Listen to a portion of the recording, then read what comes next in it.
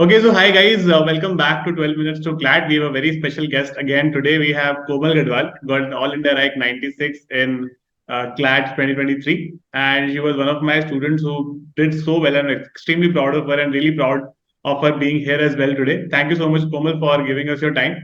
So Komal is an incoming Thank you. student at NLSIU Bangalore. She would be joining it sometime, I think, in May or June or probably in July. And उससे पहले Komal is here to give you certain tips कि आपको starting point पर क्या क्या preparation में problems होती हैं, क्योंकि कुछ स्टूडेंट्स को तो शायद स्टार्टिंग पॉइंट्स पता नहीं है कि हाउ टू बिगिन, इतना सारा सिलेबस है, इतना सारा कोर्स है, कुछ डिफाइंड ही नहीं है.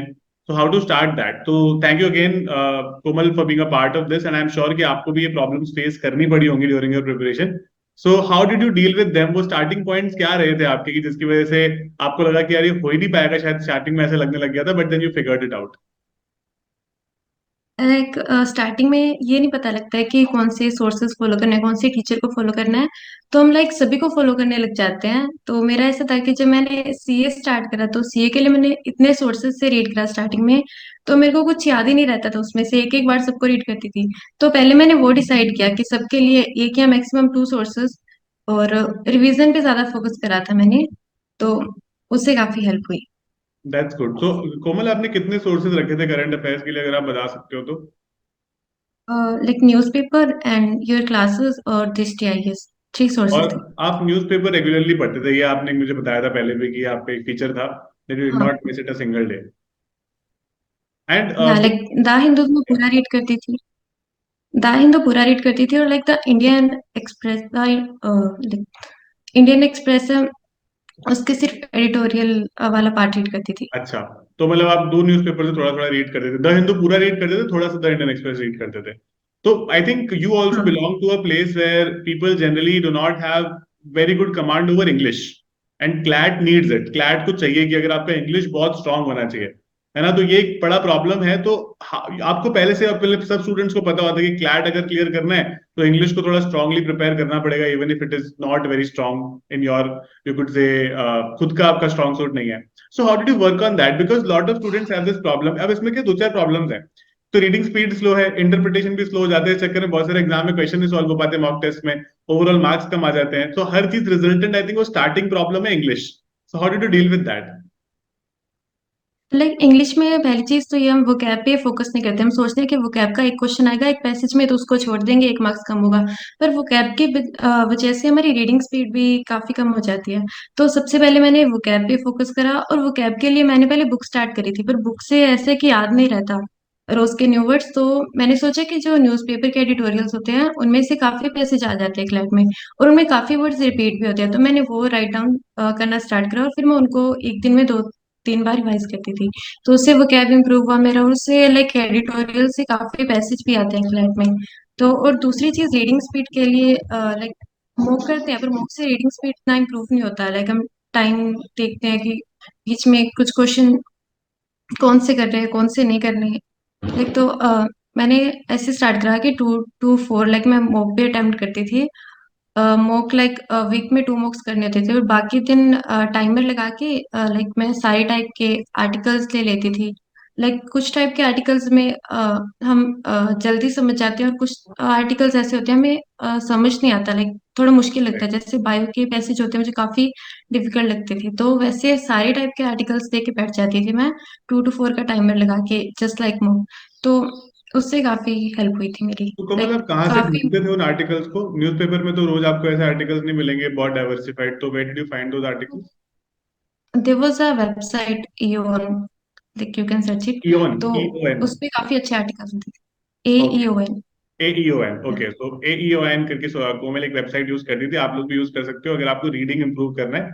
आई थिंक ये इंपॉर्टेंट चीज है. आपने मुझे लगता है कि एक और हमने प्रीवियस इंटरव्यू किया था, उसमें भी बताया था कि आपने शायद केविन को सुना था और उन्होंने बताया था कि आप जितना ज्यादा रीड करोगे उतना ज्यादा हेल्पफुल रहेगा. तो कोमल, आपका जो फर्स्ट अटेम्प्ट था दैट वाज अ डिजास्टर, है ना. I was discussing it with your father also, he was telling me कि कोमल पहला अटेम्प्ट देके 4-5 दिन तक रोती रही थी. फिर हमें उसे समझाना पड़ा था बहुत ज्यादा कि अरे कोई बात नहीं, इट्स ओके, तुमने मेहनत इतनी कम करी थी इस टाइम पे. मतलब मेहनत तो की थी शायद, लेकिन टाइम कम दिया था उस चीज को, कम टाइम था तुम्हारे पास. तुम्हारे पास एक और अटेम्प्ट रहेगा. सो how did you get over that? Because बहुत सारे स्टूडेंट्स तो ये भी प्रिपेयर कर रहे हैं, ये भी सोच रहे हैं कि यार पहली बार तो हुआ ही नहीं, या फिर पहली बार कई बार करना भी चाहते हैं, तो वो जो एक फेज आता है ना जहां पर आपको लगता है कि शायद मैं एग्जाम के लिए कट आउट ही नहीं हूँ, यहाँ पर तो इतने स्मार्ट बच्चे हैं ऑलरेडी कि मेरा तो हो ही नहीं पाएगा। सो how did you deal with that phase in CLAT? Like सबसे पहले तो इंग्लिश की वजह से मुझे लगा था कि नहीं होगा, मेरा इंग्लिश भी अच्छी नहीं है। तो सबसे पहले जब मेरा नहीं हुआ फर्स्ट टाइम में, तो मैंने ये देखा कि मैंने क्या-क्या गलतियाँ करी सभी में। लाइक इंग्लिश के लिए मैंने वोकैब पे फोकस नहीं करा, सीए के लिए मैंने बहुत सारे सोर्सेस से रीड करा तो याद नहीं रहा। तो ऐसे सभी सब्जेक्ट के मैंने मिस्टेक्स देखी सबसे पहले। और लाइक मैंने रीडिंग स्पीड के लिए काफ़ी टॉपर्स के इंटरव्यू देखे कि उन्होंने रीडिंग स्पीड कैसे इम्प्रूव करी। तो केविन परीची का जब मैंने इंटरव्यू देखा तो वो मुझे काफ़ी अच्छा लगा, तो मैंने वो ट्राई करा, 1 मंथ तक ट्राई करा, उससे मेरे को इम्प्रूवमेंट लगा, तो वो मैंने 3-4 मंथ तक लगातार करा, तो वो सबसे ज़्यादा हेल्प किया उसने रीडिंग स्पीड में, तो वही था। अच्छा, दैट्स हेल्पफुल। मतलब मुझे ऐसा लगता है कि रीडिंग स्पीड अगर आपकी खराब है या इंग्लिश खराब है तो उसको रीड ही करना पड़ेगा, मतलब that is the only option to go about it. एक और हाँ। सब्जेक्ट है मैथ्स व्हिच एवरीबॉडी हेट्स, मतलब उनको हाथ लगाने का मन नहीं करता। So did you also have this kind of a problem with maths, और was it okay with you? Like I was a science student, तो मैथ में इतना प्रॉब्लम नहीं आता था। पर लाइक कुछ स्टूडेंट होते हैं वो सीधे डीआई करने लग जाते हैं, लाइक तो सीधे डीआई पे चले जाते हैं, तो उनको कंसेप्ट क्लियर ही नहीं होते। तो मैंने वो करा था, पहले मैंने लाइक वीडियोस देखी, फिर मैंने जो वन लाइनर्स क्वेश्चन होते हैं वो करे, तब उसके बाद मैंने डीआई स्टार्ट करा, तो सही वही बात था। है, मतलब कॉन्सेप्ट्स तो पहले क्लियर होने जरूरी ही है, ये तो बहुत ज्यादा जरूरी है। सो अब मेरे को ये भी समझना है कि क्या मतलब एक आपकी, आपको लगता है ना somebody who keep pushing you कि भाई किस तरह से इस एग्जाम को क्लियर करना है, मतलब क्या करना है, एंड यू नो कोई लो टाइम्स अगर आते हैं आपकी प्रिपरेशन के through, so what was that one person और maybe some people who kept pushing you throughout the preparation, कौन थे वो लोग? One of my school friends, like जब भी ऐसे लो फील होता था मैं उसको कॉल करती थी, तो वो काफी मोटिवेट करती थी। She is also doing LLB in a private college.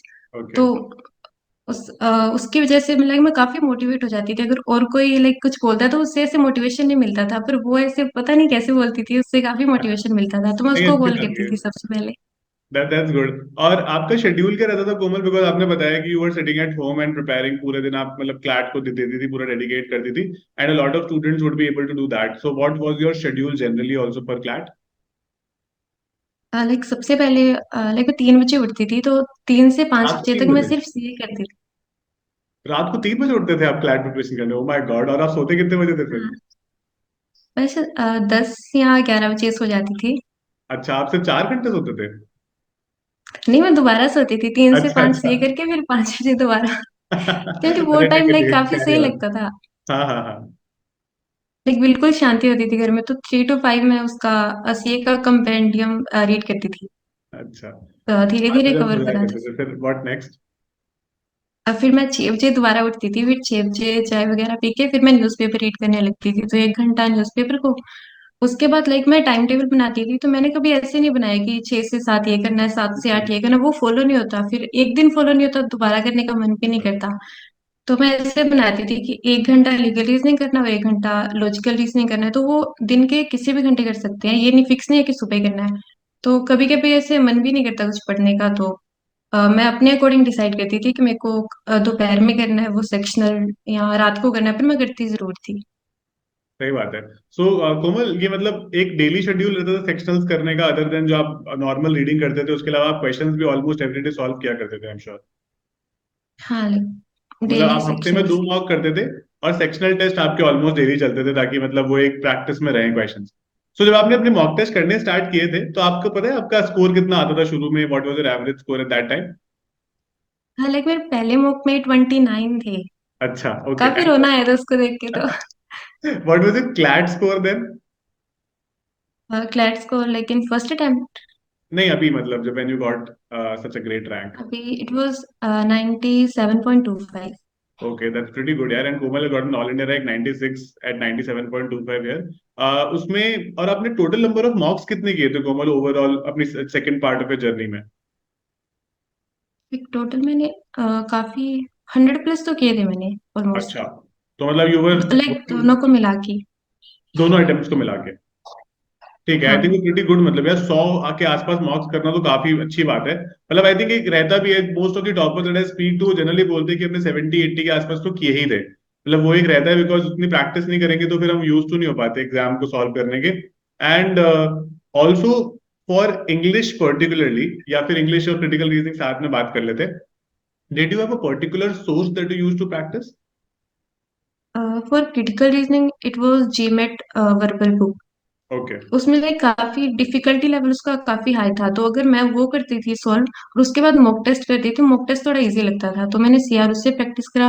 और इंग्लिश के लिए मैंने कोई स्पेसिफिक बुक नहीं फॉलो करी, बस वो कैब न्यूज़पेपर से करती थी, और काफी ऑनलाइन साइट्स होती है उनसे मैं पैसेज प्रैक्टिस करती थी। That's pretty helpful actually. मतलब अगर आप, मतलब आप कोमल की स्टोरी देखो, मतलब she belongs to this place called Mansa in Punjab, and she has gone from Mansa to Bangalore now. And Komal, I'm pretty sure that you're quite excited about going to NLS. So have you already made friends? I'm sure अभी groups groups बन गए होंगे colleges के, और वहां पर बहुत बातें होती होंगी। So what's going on अभी, and what's your plan, और क्या कर रहे हो अभी फिलहाल? लाइक ग्रुप्स तो काफी है, ऐड भी हूँ उनमें, पर ऐसे लाइक कभी मैंने टेक्स्ट ही नहीं किया उनमें, और वो आपस में काफी लगे रहते हैं, फिर मैंने अभी तक कोई फ्रेंड नहीं बनाया हाल। अच्छा, मतलब आई एम श्योर कि अभी कॉलेज जाके बन जाएंगे, will have good 5 years to do that. तो ये जो गैप मिला है आपको करीब 6 महीने का, आपका दिसंबर में लास्ट एग्जाम खत्म हो गया था, रिजल्ट भी आ गया था उसी टाइम पर, तो जनवरी से लेके आप शायद जून तक फ्री रहने वाले हो अगले 6 महीने, मतलब टोटल 6 महीने। तो क्या प्लान है अभी 3 महीने और इस बात को, तो what are you going to do for the next 3 months? Like in 3 महीनों में सिर्फ मैंने बुक्स ही रीड करी है, और तो कुछ नहीं करा। अच्छी बात है, मतलब लाइक ये बहुत काफी, अच्छी बात है। लाइक लास्ट में, दिन के लास्ट में काफी रिग्रेट होता है कि पूरा दिन ऐसे ही चला गया, कुछ नया किया ही नहीं, पर करने का मन भी नहीं करता। हाँ ठीक है, मतलब आपको जब करना था तब आपने कर लिया है, तो I don't think it matters too much now. मतलब अभी you will have a lot to do, मतलब आपकी लाइफ वापस बहुत हेक्टिक हो जाएगी कॉलेज जाके। सो अभी अच्छा है, you can just take a time off and you can do something whatever you like, you can do उसमें। सो कोमल, जनरली मैं स्टूडेंट्स को, मतलब अलग अलग दे कम विद द प्रॉब्लम्स की टाइम मैनेज नहीं हो पाता है, मॉक्स में बहुत कुछ से कम स्कोर आ जाता है। तो आपका भी आई एम श्योर, जैसे आप बोल रहे हो आपने 29 से स्टार्ट किया था, और धीरे धीरे करके ही बढ़ा होगा, मतलब ऐसा तो नहीं है कि एकदम ही ऊपर चला गया होगा। तो how did you keep yourself motivated कि यार मतलब मुझे अच्छा स्कोर करना है मॉक में, I don't want to get demotivated with a low score? वो मतलब एक सेंस ऑफ इनसिक्योरिटी सी बहुत रहती है अगर कम मॉक में स्कोर आता रहता है, तो वो आप कैसे डील कर देते हो उन चीजों से? पहले तो मैं खुद को ये बोलती थी कि जिसने ये मॉक टेस्ट बनाया वो क्लैट नहीं बनाने वाला, और सेम क्वेश्चन भी नहीं आने वाले, राइट। तो बस मॉक टेस्ट से सीखना है कुछ, और वो क्लैट में जाके अप्लाई करना है।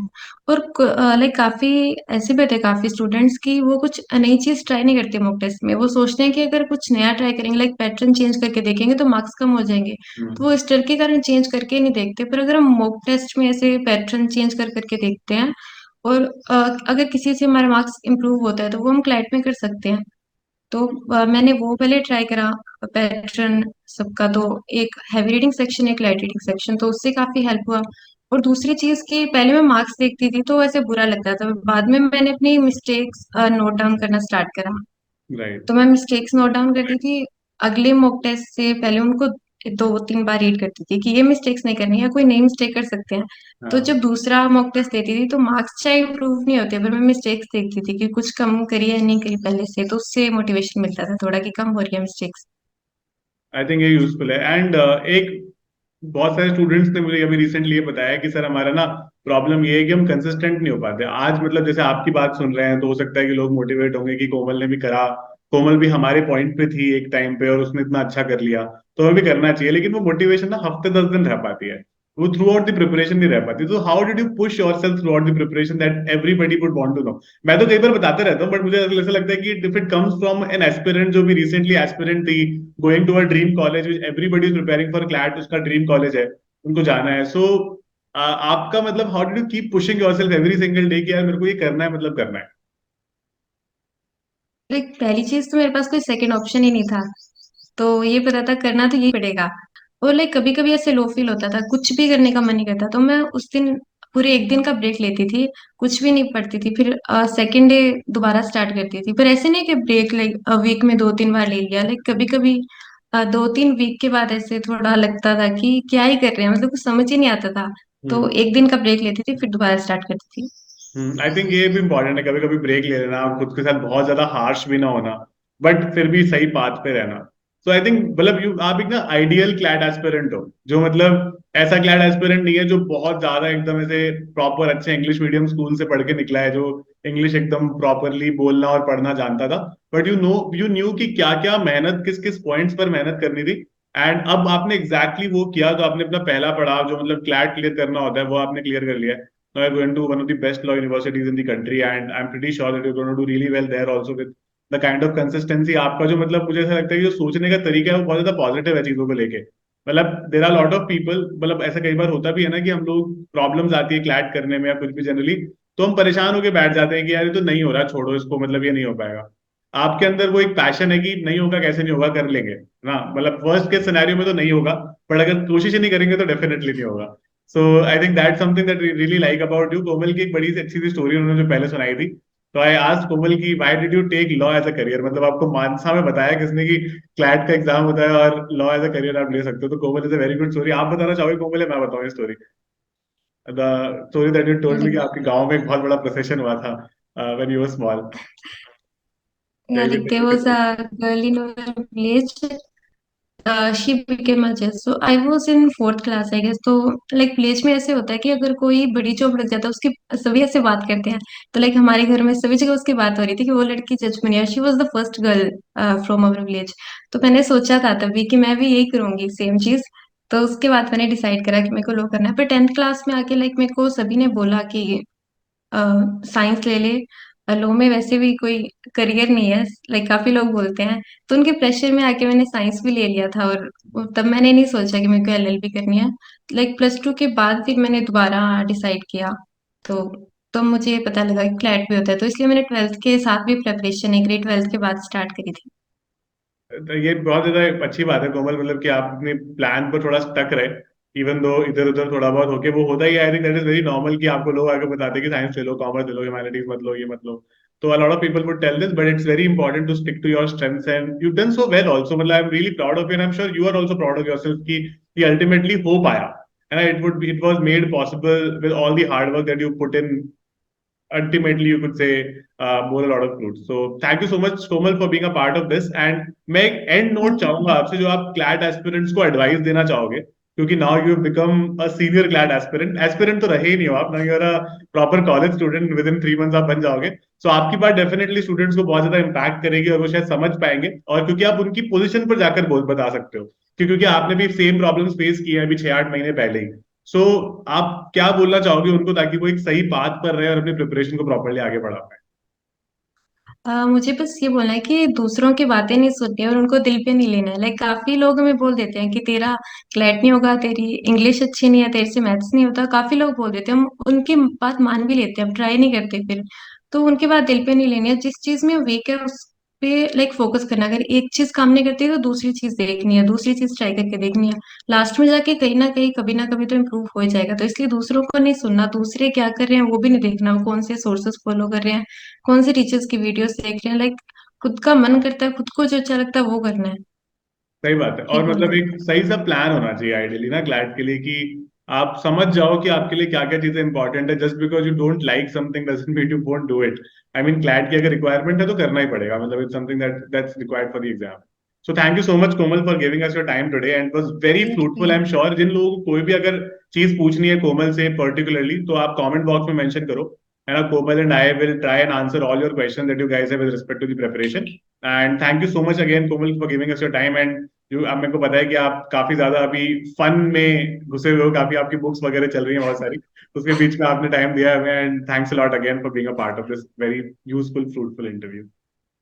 थैंक यू भैया.